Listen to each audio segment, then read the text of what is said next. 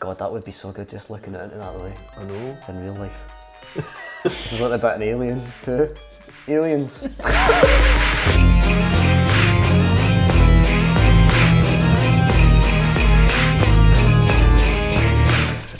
It's Christmas, everybody. Christmas time is when we all drink wine, feel fine and we tackle back well.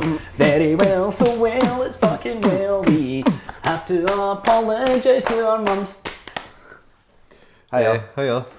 Hi! Welcome to Christmas. As this is the third and final part of Video Namaste, it's the date is probably very close to Christmas. The fire's died. It's the 20th of December.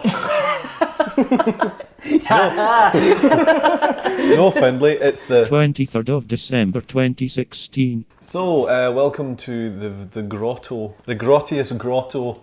Welcome back. The fire has died, but the not smell. in us. Aye. Oh, it doesn't do work. that. Sorry. I done that earlier and I went, that's a bad idea. What if I just get a wee wave? A wee laugh. Hiya, come back. Scalp its wee invisible arse. No, it's not working. Nah. Looked Reckons- nice for a wee bit though. But the smell of the fire and the logs is still there, still in our noses and our lungs, in the olfactory senses, whatever it is, the And if you olfactory scratch your receptors. monitor, that'll happen. Maybe I'll key in a fire later. I'll just put flames over the entire Aye, screen. just bad Blue like flames. just PS1 flames. The kind of flames that Splinter would come at you. Can you put them on my hands?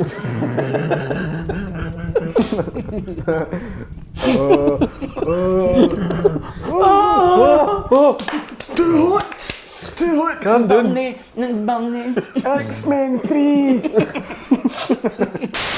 So we're continuing the theme of tenuous Christmas films. Continuously Christmas. Tenuously Christmas. Films set at Christmas. And But not decidedly big Christmas films. Like, we're not talking about your Miracle on 39th Street here, you know what I'm saying? again, what film you'd think would be a Christmas film, but isn't he?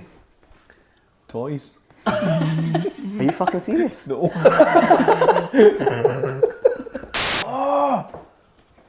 Oh no, oh no, No, Denny. oh dear. Danny. Oh. Denny. It's a selection Danny. box. See how easy it opens as well, right? Oh yeah, fuck, that's a big double decker. That's Look at a- the size of it, that's not even one of your multi-pack bars either. Oh, that's full fat, it's like a loaf. It's like a big loaf of There you go, Soren that's for bread. you. What is it you absolutely better no have? I can't. I feel it. Ooh. So it better be a crunchy then. Oh yeah, we crunchy. I'll save it for later. No, you'll know. So, today Don't. Don't we Have are a snack. talking about have a snack, chum. If you've not watched the Robocop 3 episode, What are you doing? Robocop 3 Robocops. if you've not watched the Robocop 5 episode yet, go back and watch it. And if you've not watched the Brazil episode, go back and watch it. Because you'll ruin Christmas. You'll ruin our Christmas. Exactly for us, and that's all that matters. Pissing about a dead fire for fucking nothing. We've, honest to fake God, fake trees for Marks and Spencer's. we've burnt Jar about Jar Binks mugs 9 full of tea. ethically sourced logs, and that's it. You've had your Ethically fill. sourced. The tree signed an agreement. It's a free range tree. No one any battery trees you're giving And me. sap. Spat on it. Signed its name with an X like Hagar the Horrible. Just a guy. Sellotape my pen to a tree. Hey, legally binding, son. Sorry, it's went a bit weird. Aye, so we've chosen. Don't sound fed up. Sorry. Christmas. We're It's so Christmas. excited. It's time for good films. Good films like.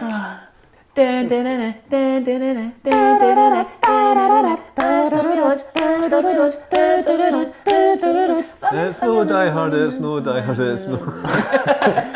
It's Turbulence. It's fucking Turbulence. But Was Turbulence ever described as Die Hard on a plane? Well, Instead of no. No, it was like... Would you like me to consult Keyword Roundup? I see. Pilots tell us there are 3 different forms of turbulence: mild, moderate and brown trousers. They say that over the course of their entire career they won't experience anything more than 10 to 15 minutes of brown trousers. Still though, that's all it takes, huh? Ray Liotta and Lauren Holly star in Turbulence, a film about a plane that goes fucking mental. It was sold as, it was like, you know, as thrilling. It was like Twister on a plane, you know, right? So that was the whole idea, because they focus more on it being a disaster movie, like, because 97, the year after Independence Day and everything like that, and Twister. There's another, I'll talk about it in a minute, but there's another film that came out that around that time that made me think influence. But we'll talk about that in a bit. I think I know what you're talking about. If no, then that's another film that's on top of that. But we should point out that I can't find my Turbulence case. And I gave away my fucking video. So we've To a hodgepodged charity. ourselves a wee Turbulence case here just to keep the theme going, and we've got a big picture for you. Bruce Willis is not in it, but if you squint hard enough, it could be Ray Liotta. Ray Liotta.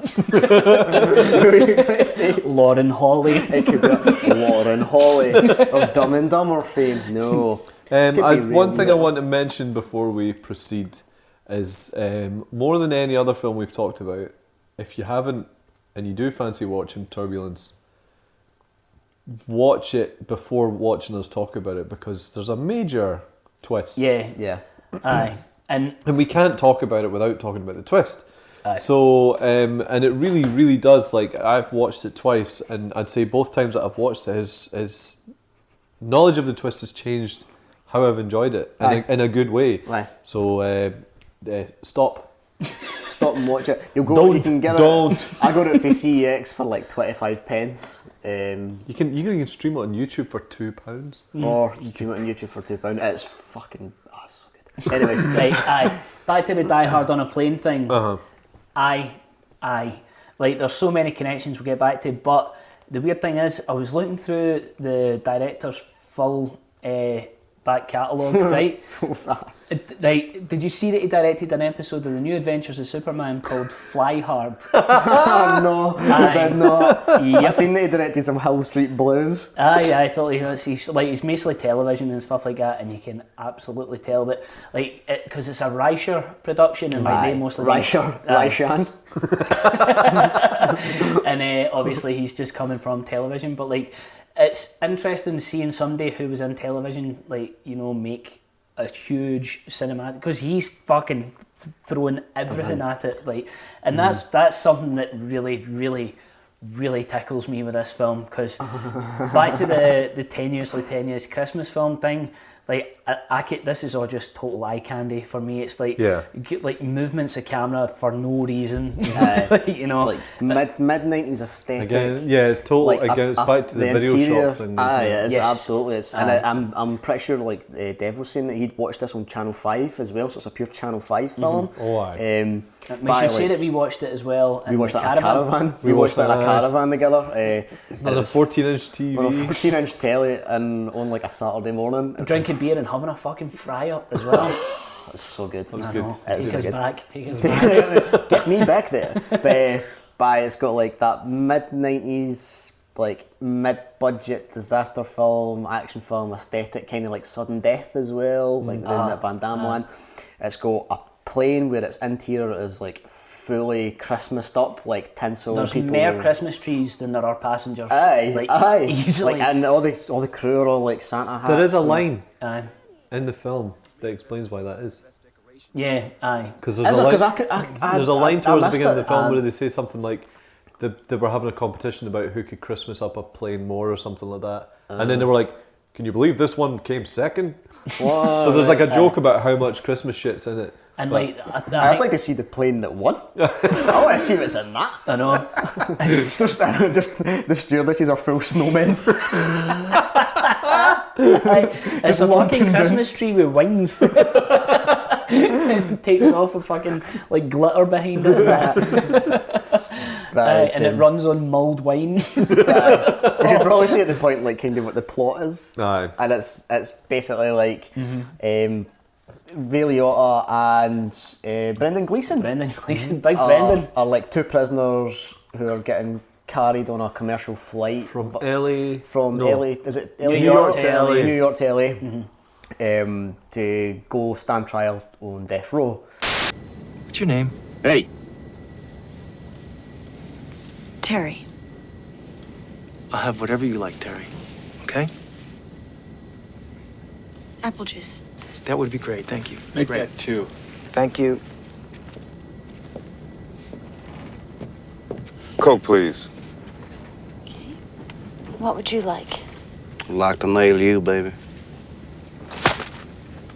There's 2 strike stubs. One more and I will gag you. You got a sharp fuse, Marshal. It's gonna be a long flight. Sorry about that, miss. He won't be bothering you again. And Ray Liotta's playing a convicted serial killer, but But the film toys me a wee bit. it does. It's interesting because it presents Ray Liotta as the hero. There's a As lot a of, wronged man. There's a lot of misdirection, and I think it's totally.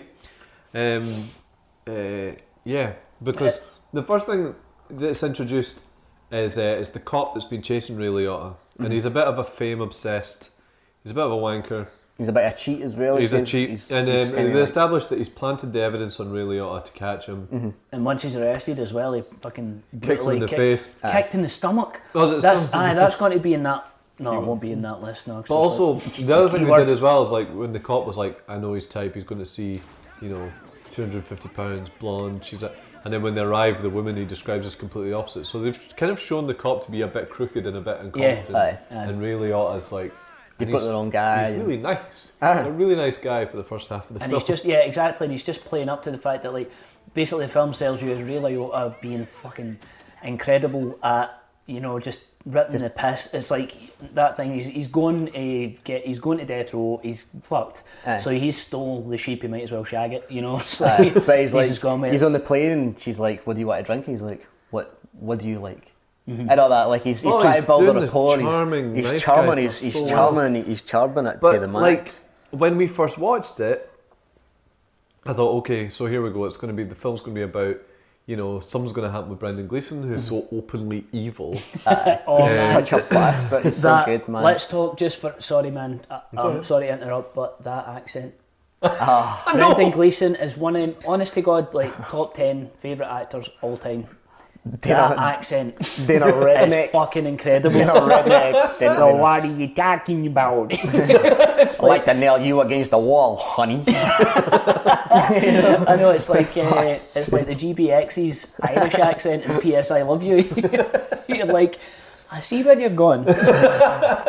We should have like a glossary even just under every video Namaste video in case we talk about the GBX. Oh, GBX, the Gerard Butler experience. Who is just Gerard Butler himself, but he is the GBX because you can't get away from him. I know.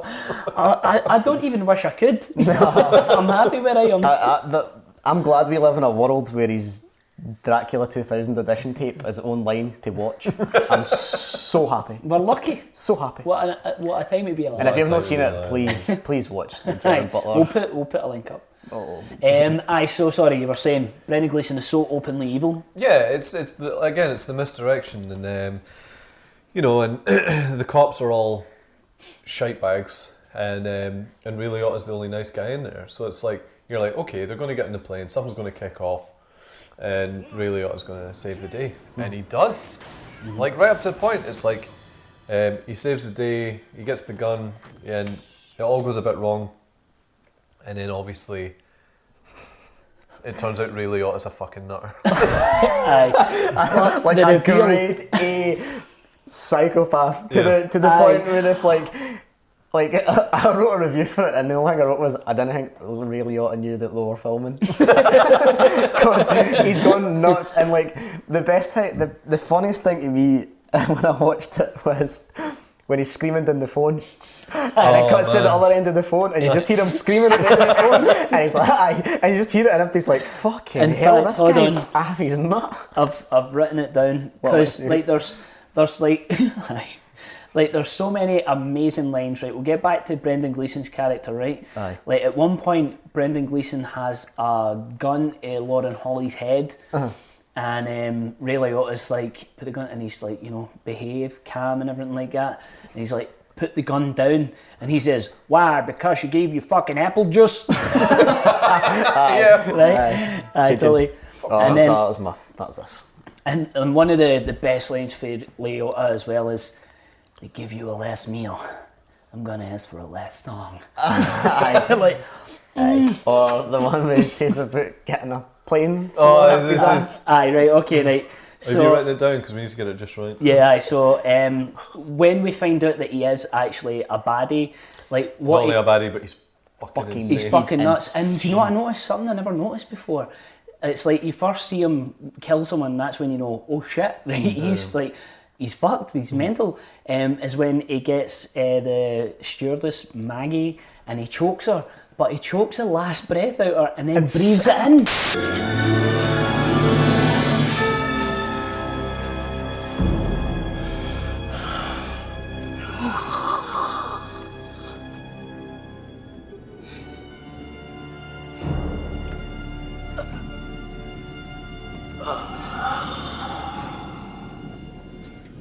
I said Did you that when I was notice watching that? that last time. Aye. I was like, he chokes on it, he goes in and he's like, Aye. it's like, Well, Maggie, as promised in episode 1, Yep. Maggie is the marine biologist that's who who started. I know her. I watched it this time and I was like, how do I know her face? Nice, So like, just before he nice. inhales that last breath, he says, I don't like you either, Maggie. You rub me the wrong way.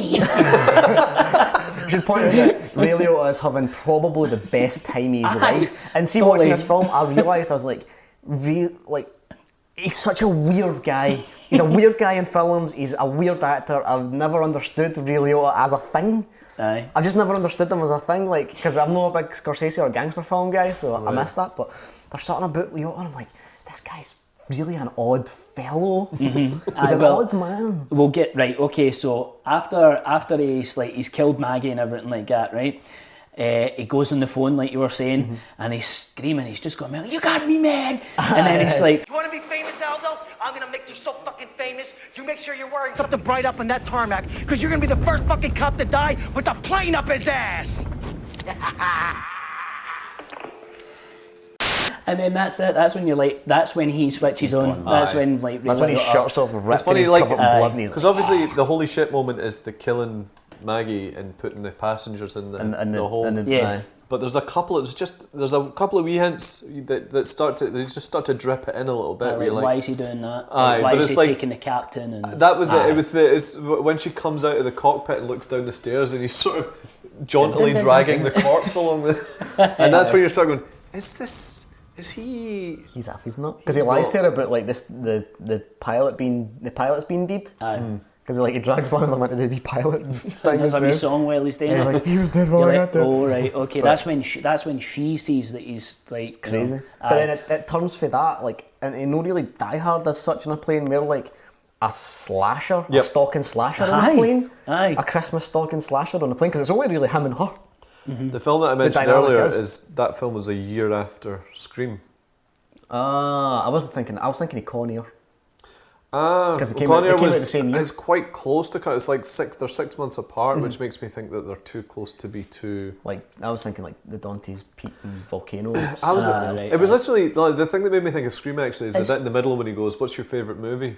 Just Um, Gone with the Wind. Aye. Favourite book too. Nah, gone with You're an that. old romantic. but there Aye, was but it's that like- was a total after Scream. There was a total resurgence of the Yeah, slasher, totally, slasher yeah. in the mainstream. So. And like it was, I think the whole Die Hard connection is so up at like he's got It's a 10 teddy. years. Aye, he's got a teddy set at Christmas for no real reason. It could be set at any time of year, really. The thing that's finding really interesting is how much they throw the Christmas at you. Like when we watched it in the caravan, I watched it, but when I watched it again last night for this, I was like, right, I'm going to pay attention to what's going on here. The amount of out of focus Christmas lights that are in the foreground, or just in between scenes where they're talking to each other, and there's like a string of tinsel in between them or something like that. It's so weird, like But how that's they. what I'm talking about. There's something I just love about that whole aesthetic. Just it's decoration. gorgeous. Just It's what's right like in totally there. inappropriate decoration, but it looks nice. That's the It's thing. that I simple. wonder if it's like Christmas Just an aesthetic. generally feels safe because it's warm and everyone's just calmed down and it's chilled, and so I wonder if it's like that's the reason it's so effective in action films. I don't know if anyone making Turbulence was aware of that, but certainly like the trend for films like that. I wonder. always if backhanded. Sorry. You know what I mean? It's. I know you Could have been watching Die Hard. No, there's Die Hard in a plane crash. Why hard? But, Fucking unreal, eh? But it just there's like you can tell Ray's having a fucking great time. Aye, so 'Cause like- he's like his sort of, I don't know what you'd call it, like remit for it. Would it be remit? Is that the right word? His sort of like slate for it or whatever. Like they must have just been like, go as mental as you want. I've got a feeling Go that as he was fucking like, crazy as at you that want. point in time, he had just done. Have you seen Unlawful Entry? No. Like Madeline Stone, Kurt Russell. They're this couple and they're having bother and they phone a cop and it's Ray Liotta and again a cop, and he's kind of like a bit suspicious and then Right. it gets pretty dark. Right. You never really see Ray Liotta be that. You know, obviously there's Goodfellas and stuff like that, but the whole point is he gets out, you know, and he's supposed to be like, you know, the hope that it's going to end and stuff like that. But I think it was Unlawful Entry that played a big part in his casting in it, because that's the first time he really went like real nasty. There's something wild as well, the Jonathan Demme film it's on Netflix. It's fucking Something great. Wild? Something Wild. Is it something? Aye. Oh, it's so fucking good. And he's in that and he plays like an arsehole boyfriend. So he has kind of dabbled in those roles, but mostly he's like, certainly at that point in time, it was like he's the handsome love interest, you know? He's Copland as well, is he not? Well, that's why he's fat in the film. Well, not fat, sorry. That's why he's put on a bit more weight than usual. Because he was going up for the role of, oh Christ, what's the name of... Sly? His character, Frankie? I think it is. Oh, no. I think it is. Anyway, he was supposed to play the lead role. And Sly obviously came in and was like, so he done it. And Side note, Copland is absolutely incredible. Aye. Absolutely incredible. Aye. Like Perfect. untouchable. So good. Anyway. So I think like that's why he was kind of like he wasn't at the love interest weight that he was in like Karina and that. Aye. But I think another thing that really played it's like, you know that scene in Goodfellas where Jimmy and that pull off the heist and he's in the shower and he just goes fucking nuts. Like I think that's a good example of his range, you know, and he is a brilliant actor. This is a film fully that. Aye, exactly. It's him just having a ball, and like see any film where an actor you can tell is having fun, not just with the role, but with his job, you know. That's so good. There's a bit where there's a bit that I couldn't stop laughing at. The bit that made me laugh is when Terry is driving the plane because he's outside. The pilots are dead, so she's got to go in and basically speak to the command control and say like, I'm the only person that can fly this plane, and he's on the outside to try to get in, and she's like, you lied to me about the pilots and that, and see the faces that he's pulling on the outside of that door. It's fucking hilarious. You told me we were landing. I didn't know what to say to you. Okay, Terry, I didn't know what to say. I'm sorry. We've been through so much. Terry, You said all those. The marshal. You must program the autopilot. Terry, I'm sorry I lied to you. Captain Bowen needs you to know that to be able to help you. Terry, you understand? Maggie's hurt really bad. I'm gonna do everything I can. I don't know what to do though, Terry. Terry. She keeps calling for you. Terry, are you there? She's your friend. This is bad. He's like, I'm sorry, Terry, I didn't mean to lie to you. And he's like, he's like gone pure like Charles Manson faces. He's just gone the range, man. It's brilliant. So and that's the thing. There's no this is a perfect platform for him to do that, to go nuts, because it's not like a leveled action film. It's not like a serious drama, and it's obviously the guys behind it. Just like the guy who wrote it was involved in like erotic thrillers straight to TV. So like that's how it's got that weird kind of exploitation vibe, and it's a bit kind of well, Christ, he's the sweetheart strangler, you know, that kind of thing, and like, but I love like there's like you can tell that it's from television, like the whole Reicher production. The bit where the two of them meet again, like kind of near the end, the two of them meet like just on the actual flight deck, and like he's like, I just want to talk to you. He's like, didn't answer a question with another question. Like all that whole scene where he's like, I just want to talk. I just want to talk with you, okay? What's your favorite book? Gone with the Wind. So it's a book and movie. Wow, you're a real romantic, huh? A romantic vegetarian who likes apple juice.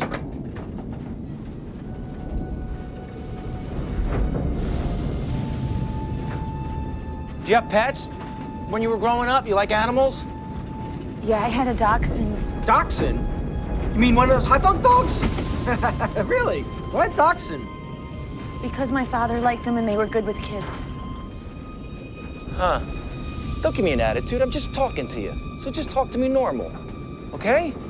He's like, we're just talking. Everything's fine and normal, and that's like, it's so creepy. Yeah. It's so like disgustingly creepy. Like, because he's like, what's your favourite like movie and book and that? Like, and he's just like, I'm trying to be nice to you, and all that. And it's like, you know now that he's a full blown fucking psychopath, but he's still been that extra sexually creepy kind of guy. It's like, and see, usually that kind of thing just flat out puts me off a film. Well, not puts me off, but no, it does. It turns me off the film. Like, but because the film's so fucking ridiculous, it doesn't matter. So here's the interesting thing. The thing I was saying earlier is like, first time I watched the film, I was like, I was totally on board with his being nice and everything. And then when you know the twist, when you watch it a second time, it's so creepy. Everything is so creepy.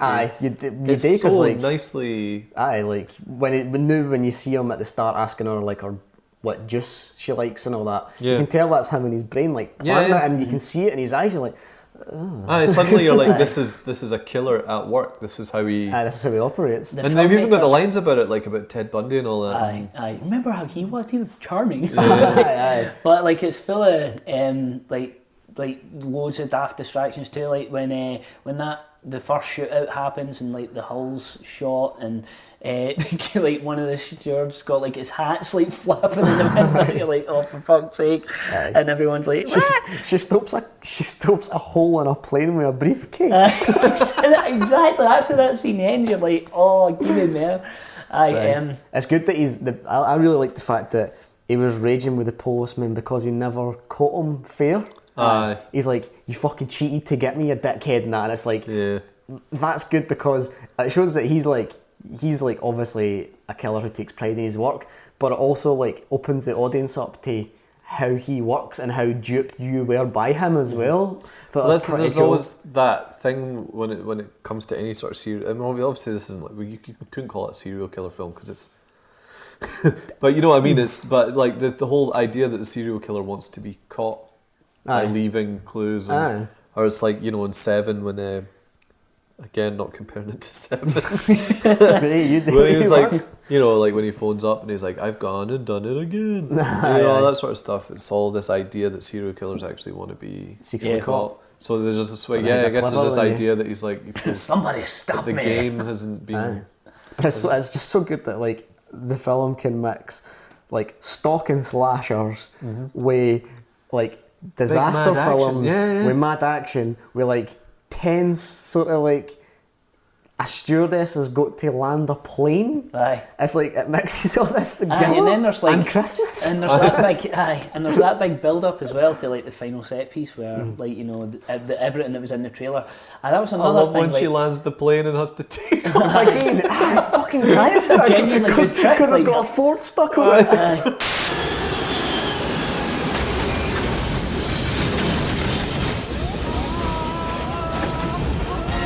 Push the thrust levers forward.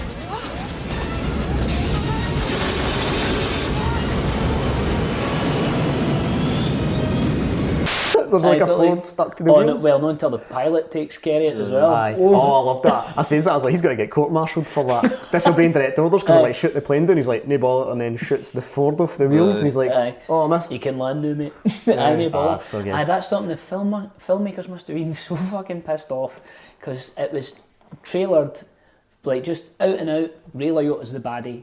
Like, there you go. Because the trailer is like Turbulence, and then you just hear him like laughing like a madman in the background. Totally, and like I used to get the wee like magazines at cinema and stuff like that, and like the huge promo picture for it is Ray Liotta going nuts. Like, you know, I guess it's difficult. someone. It's difficult to market a film like that. I guess when you're like, because the twist comes first quite. First half of the film, it doesn't necessarily have a hero because you don't know.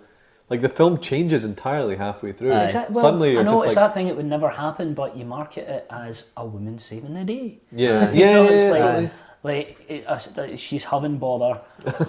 You know, having But bother. she has to land a plane in that. It is difficult because It's they a do bit it. They wild. introduce her at the beginning. They specifically introduce it at the beginning of the film, and I know, but it's really weird because you're just like, when you get halfway through the film, you're just like, oh right, we're doing something else now, which is great, and it builds up to it really nicely, and I think the twist really works. Aye. But I could It's see so why, weird, that from a twist- marketing point of view, because all the stuff you would have in the trailer happens after the twist. It's just like, fuck, but man. then like trailers, like you can show turmoil and everything like that without showing like, you know, any actual narrative. Like there's folk flying about and running about and folk shooting guns, but you just don't show have who you ever they're seen shooting it World's to. Or Greatest Dad? With no, Robin Williams? I still haven't seen that. What's The that, Bobcat? No. Yeah.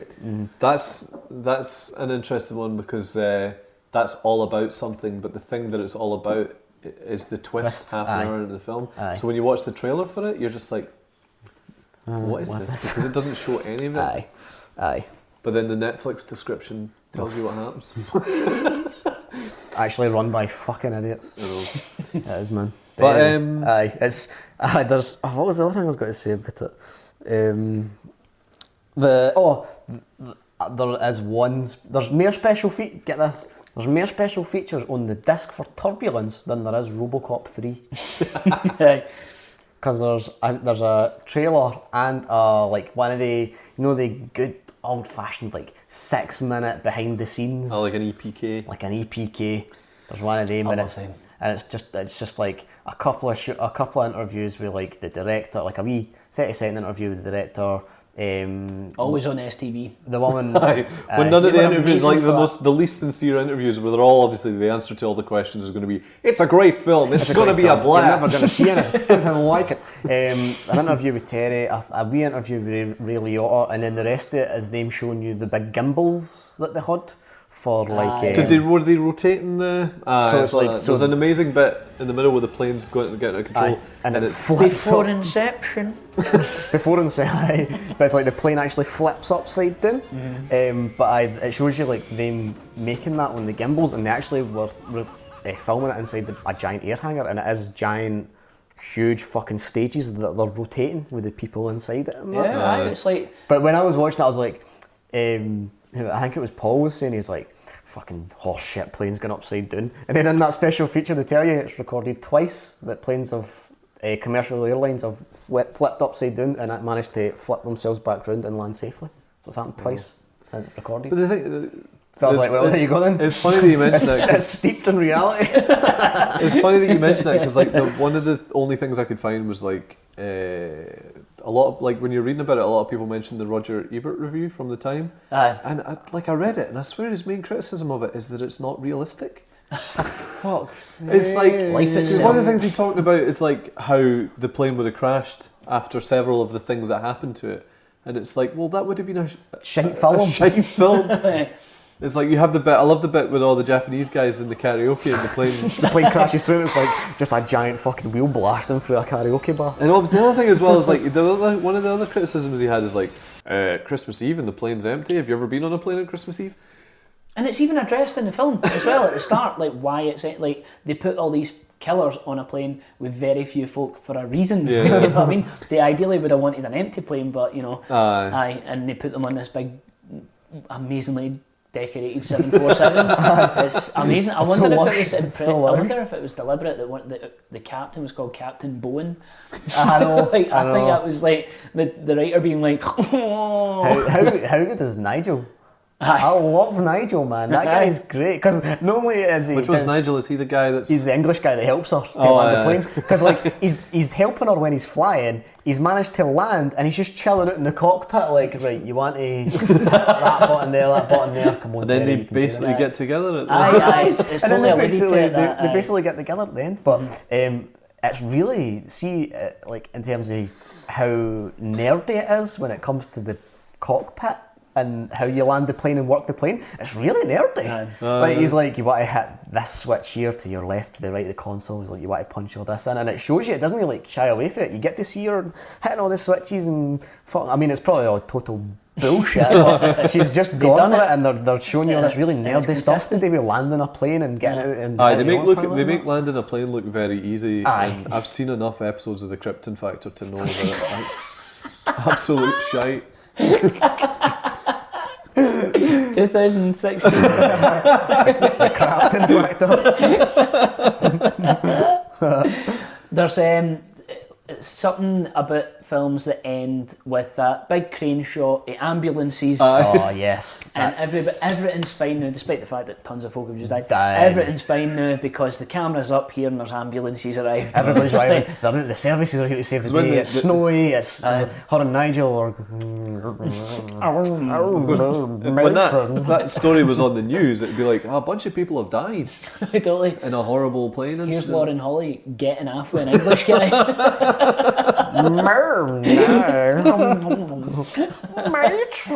It's like carry on landing. Those people were on the way to see their families on Christmas Eve. Indeed as a doornail. And those pilots were like, I'm getting double time for working. And I already get paid a fucking fortune. This is great. What a life. And you've got like it's a really weird cast too, because you've got really a legitimately brilliant actor, just obviously having the time of his life. Like, see when he's set the wee fire and he sits by with champagne, he's like, darling. The fire group, she's like, let's try to smoke me out. I told you this is a non-smoking flight.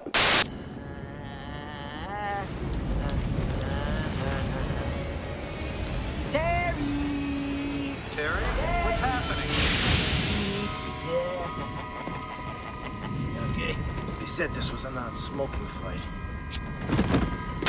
There's this weird thing that I found right when I was trying to find like anything about it, and there's really nothing. I was like, I wanted to see what the reviews were like at the time. I know that it fucking bombed. I know that much. Stank that house down. But the New York Times had a section at the time called "Taking the Children." Right? Oh fuck! What? So what it done was it kind of like broke down parental guidance categories. So there's like violence, sex, and profanity. Right? So it's like basically like take your brains or no. Right? So like under violence, they've wrote, the prisoner gleefully shoots and strangles his victims, then arranges them in a kind of cocktail party tableau. That's it. Like he's sitting there with his wee hand pump at his chest and that. Like. I forgot about that. And something else as well, another Star Trek connection. The director directed episode 0 of Star Trek, The Cage. No That's fucking him. It's Robert way. Butler who directed that, No way. That's amazing. I don't know, what is that for the first... It wasn't aired until the 80s, when... Yeah, The Cage is like the original pilot for Star Trek, but it had a different Kirk. Captain Pike. Yes, who's in 2009. And like, yeah, it got rejected and they had to go back and do a whole new episode. Mm-hmm. Oh, well, there you go. Yep. Good connections. And then it got aired, I read, when there was like a... They used it in the bits of it in a 2-parter. Right. As like in a court case, and they were flashing back to it, but it never aired as a proper episode until the late 80s. Aye, because there was a break in an episode of Next Gen, is that right? I don't know. I'm pretty sure that's... I do remember it coming out in video though. Aye, so, there is you it go. good?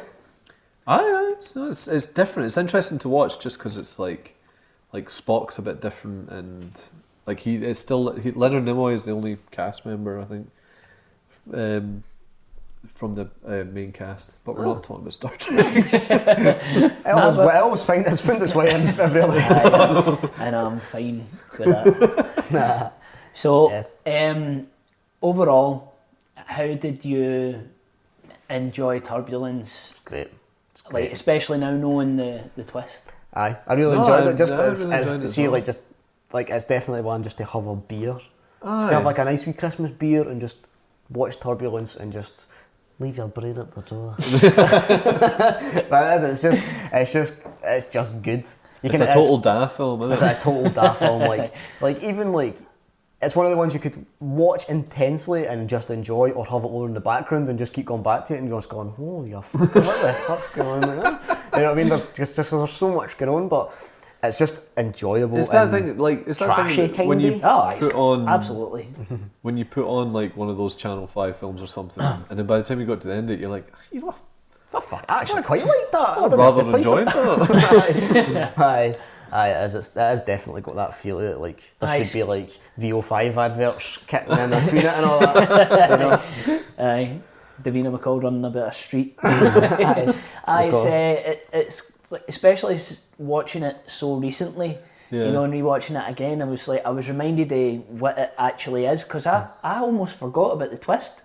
And I was just, because we were kind of like chatting away and that while we were watching it today, I was like, oh fuck, aye. Like, Christ. And I was like genuinely surprised at that, but watching it again I knew exactly what it was again, and I had the best, but like I watched it in my bed this morning, and like I had my breakfast up with me and like drinking a coffee and that, just watching Turbulence. It's fucking perfect. Like, it's good. If it's a good Sunday afternoon film, it's a fucking good Christmas film. And it's a fucking good caravan film. It is a good fucking caravan film and a half. Absolutely.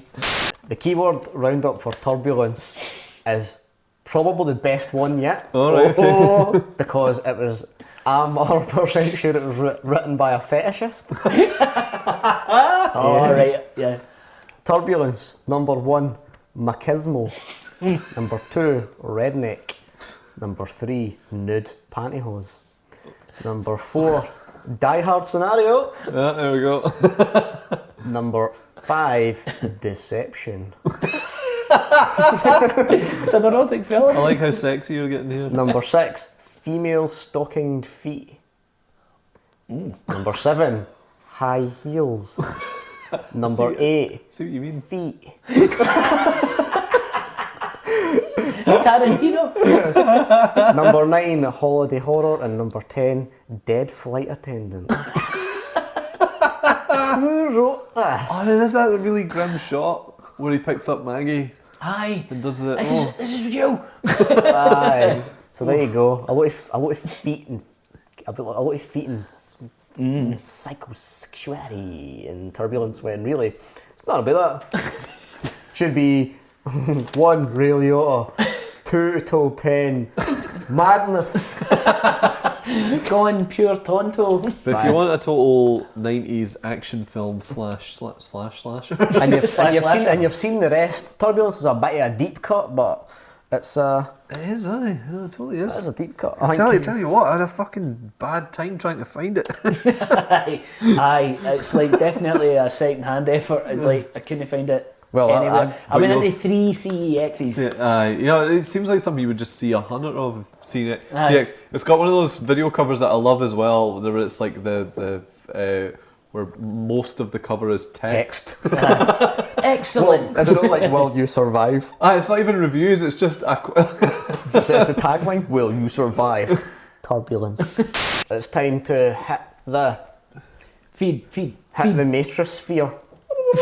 Hit the mattress. Hit the mattress, plug myself into your own waterbed, and listen to and answer to what you've got to say about to us, whatever. Gesh Gav, at Gesh Gav, our good friend Gavin Spence asks, what's worse, insisting Die Hard as a Christmas film to provoke debate at your boring workplace, or joining in the argument? It's definitely joining in, because I do get that chronic chat at work, because like the people at work know that I like film, so it's always like, what the best Christmas film is. Die Hard. Like, oh, aye. You know it's coming as well. It's like, and I can't argue, because it's a perfect film. That's the thing, it's a perfect film. It's a great film to watch at Christmas. But that's the thing, nobody's denying that at this point. Everybody knows. Do you know what it is? It's one of those fucking things that came for Friends. Did it? Aye. Does that for Friends? Aye, that was a thing, and it was like it was a joke in an episode. They're like, we're going to watch the best Christmas film, Die Hard. One of those fucking things. Fucking. I think that the worst thing would be Bruce Willis arguing that Die Hard isn't a Christmas film. Like him himself on the fucking like Sunday brunch on BBC One or something, you know. Doing that thing where he was just full of disdain for anyone that's talking to him. Cthulhu of the Dead DJ Kenny Tunes asks, what's the worst Christmas present you've ever received? My mum got me this one year, and it's a picture of Pepsi Chart 2002 CD featuring Kylie Minogue, Robbie Williams, Jerry Halliwell, Atomic Kitten Blue, Emma Bunton, DJ Pied Piper, So Solid Crew, Nelly Furtado and Roger Sanchez. That's a fucking good mix. That is, man. Jerry Halliwell, I wonder what song that is, but it's a banger. Solid Crew, Nelly Furtado, Roger Sanchez. So Solid Crew, man. Getting there. I don't know. That's the only one I was What's like, the worst Christmas present you've ever received? Jimmy White's World 1 Snooker for the Mega Drive. I was going to say, in retrospect, it's probably Sonic 3D, Flicky's Island. That's a play. Aye. I was so excited at the time, so... Nah, I can't mind what I wanted as well. It was probably like Desert Strike, and I go, Jimmy White's World 1 Snooker. Assassin's Creed 3. Oh. The trailer for the new one. No. Oh, fuck me. I couldn't believe my eyes. I couldn't believe it. I didn't want it. It's unbelievable. It's what, the film? Oh, God, aye. It's Jesus I don't know Christ. what fucking happened. I can't believe, I know video game films exist, but they've never been good. They can't all be Super Mario Brothers. The thing is, I think the approach with the Assassin's Creed film is that they're just trying to do a story that's in the Assassin's Creed kind of... Which is a nice idea, but the unfortunate thing is it's in the universe of one of the fucking blandest games ever made. I think it's true. No. Anyway, we're not going to talk about the worst present I ever got was, swear to God, a Hardy Boys book in £3.50. Oh. Like, do you know what annoyed me most about that? It's the thought that I could have got the price of the book in money as well. And it's like, thank you. Thank you. It was the fact that it was so close to being a good present. You know? And I'll end it with Big Brawls Bronson at G Dollars says, I always end up watching The Princess Bride and The Big Blue at Christmas. No, right. The Big Blue. They aren't festive, but it's become a tradition, and that's the point. You make your own traditions. Watch whatever makes you feel and that's Christmas. something else that's amazing about Christmas as well, because like, I always love sitting down with folk and watching films, but like chatting away and that as well, but like that's the only time of year I think really, besides Halloween, that you can sit down with folk and stick films on and just hang out and eat. And they're the two best things in the world. Well, there's shagging. There's shagging. There's the shagging. But there's films you can put on that like I always watch Round About Christmas Fargo, and it's not a Christmassy film, but its setting makes me feel. It's like a winter warmer. Like that Beautiful Girls. So you always get one. Assassination of Jesse James and that as well. Every winter, man. Merlin with Sam Neill. I've still not seen it. It's so good. That's on the fantasy hit list. The Excalibur 2. It's on the fantasy hit list. The Discworld, Sky One Discworld, the Sky One version of Hogfather is a good one. It's really? A really, really good one, yeah. That's fairly recent? Yeah, it's a few years ago, but that was one I went through watching every year. Hogfather and Going Postal, don't watch Colour Magic. No. But those two, Going Postal is really good as well. Is it? Cool, man. Yeah. I've not watched either, I don't think. Hogfather's really, it's very Christmassy and it's very good, but it's got a really lovely message at the end as well. I usually also watch the Batman animated series. Oh yeah, that makes me feel Christmassy. And Dinosaurs, the Jim Henson Dinosaurs. Yeah, I got it for Christmas like 5 years ago, and I just watch it every Christmas now. I hope you've enjoyed us just rambling on about Christmas. I hope it's got you in the mood, feeling Christmassy, you know. So like, we hope that this has just been a nice cuddle. I hope you're smooching, watching films in the background and eating cheese off each other. just pouring hot camembert on somebody. Like down the nape of the back. Like body of evidence. Oh, too much, get the crackers. Just scream it up. But we hope you're just having a good time and enjoying Christmas, because I think we all deserve it this year. It's been a bit of a shannery year, but so everybody have a good Christmas, and we hope you enjoy yourselves. And hell year is behind us. Aye. And have a good new year in that too. And the winter windows shut down for the night. That's perfect. What's up next? The Matrix is just shut. Winter snow scene. Storm with wind coming. This is a wee portent for 2017. Oh no, it's that's alright. Oh, that's nice. Best enjoyed at low volume. I'll turn it up. Oh, that's terrifying. That's quite scary, eh? Oh, yeah, fucker.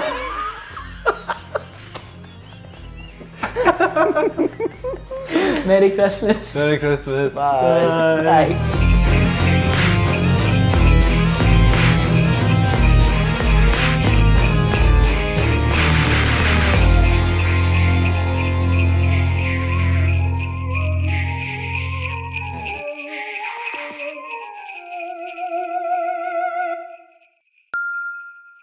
Because you're gonna be the first fucking cop to die with a plane up his ass!